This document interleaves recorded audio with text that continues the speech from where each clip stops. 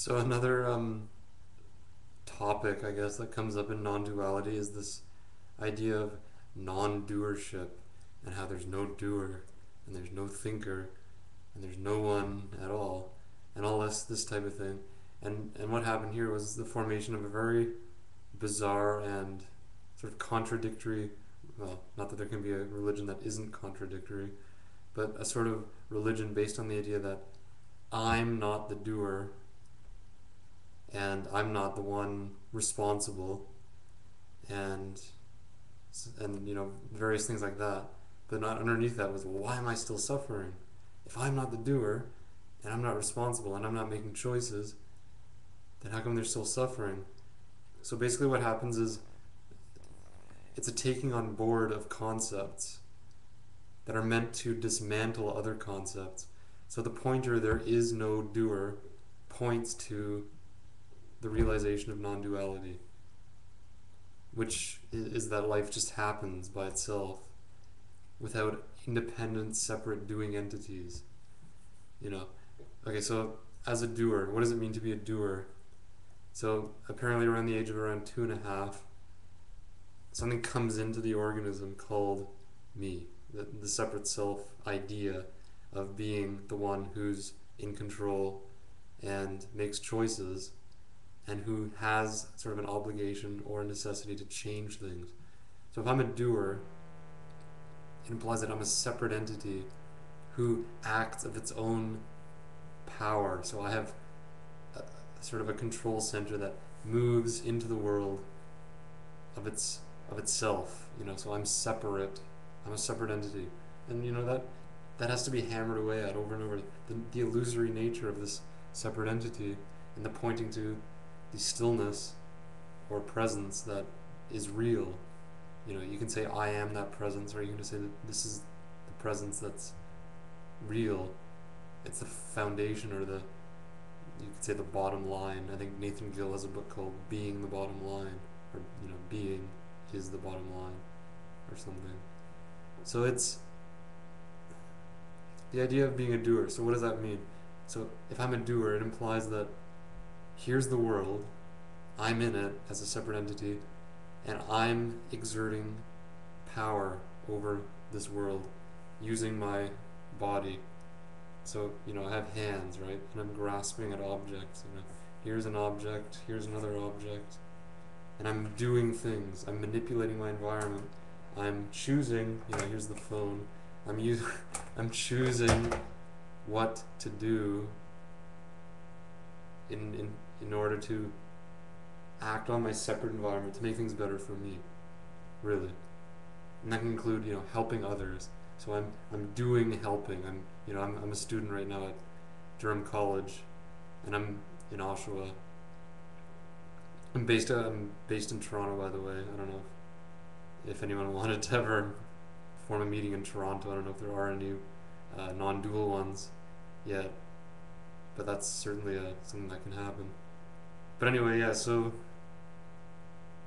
doership, the idea that there is an actual doer who's separate from everything else.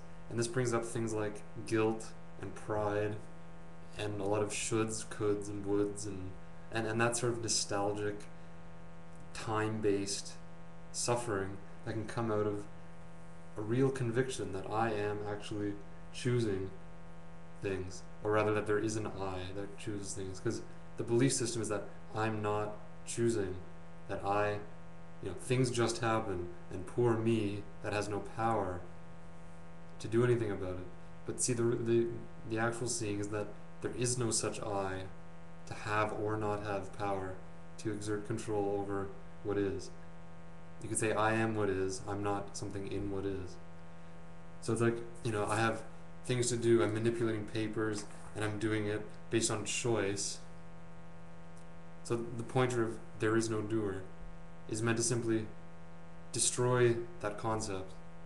It's not meant to be an added concept over top of a pre-existing self structure, you could say.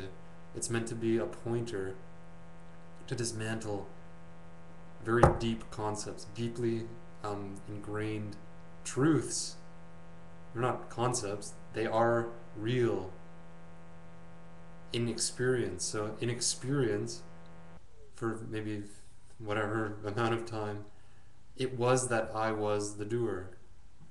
That's who I was for myself.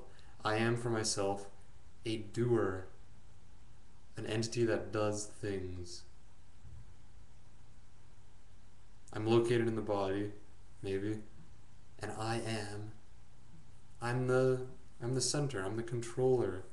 I'm the guy in the cockpit, maybe, flying this, this land vehicle called a body or something. But that's irrelevant in terms of concepts. The whole thing is irrelevant. It's the experiential validity of all this stuff. So in direct experience, is it experience that there's a separate entity here that's doing things of its own power, or is it simply life happening? Being asleep, you could say, is that it's real that I'm the doer. So being unconscious or asleep or whatever is the experiential validity and a living as though I'm a doer. So I really am for myself. Charlie Hayes introduced this concept, who am I for myself? So I am for myself that I did wrong, maybe, and I'm guilty. I am for myself that I did the bad thing. I did the wrong I made the wrong choice. I did the wrong deed. I thought the wrong thought, as if there's any power there. And see, in looking into this mechanism, you see, well, where do thoughts come from? Where do they arise from? And who's thinking them? And so if thoughts simply arise, and you could say all action seems to be based on a thought. So in seeing this mechanism and how it works, it's seen that there is no centrality in what's being done in choice.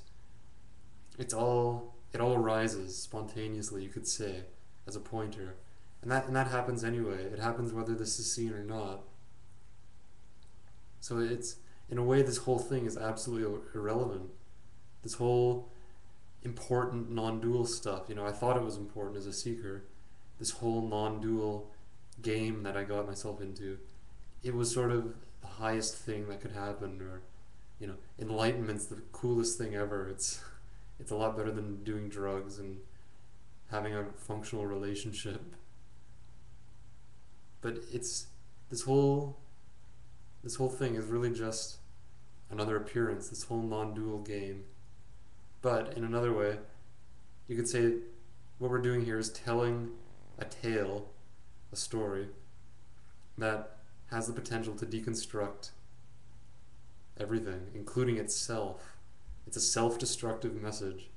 It'll destroy everything. It's like a virus or something. I think Nisargadatta brought that up. It's sort of a virus that goes into the organism, destroys everything within the organism in terms of validity. What it really destroys is the notion of a separate self, and then itself is washed out, is not needed. And so that's in a way, it's profound. It's extremely profound. It's the most profound thing that could arise, you could say, while this organism is breathing. But in another way, it's very much ordinary, and it's impossible to talk about, and yet we keep talking about it, maybe just for the enjoyment of it. It's not important in the way that the mind thinks of it. Final liberation, the ultimate understanding, and all these concepts about what it would mean if oneness were seen, or however it's worded, because the mind will start building a house for itself based on the idea of a self to be liberated or not, a self to become enlightened. So if you're not enlightened now, when will you be enlightened? And who will be enlightened? See, it's very irritating and persistent questions that keep coming up. But the reason they keep coming up is because they're pointing to the root causes or cause of suffering. It's really only the one cause, the notion of being a separate self. So find the separate self and send me an email if you find it.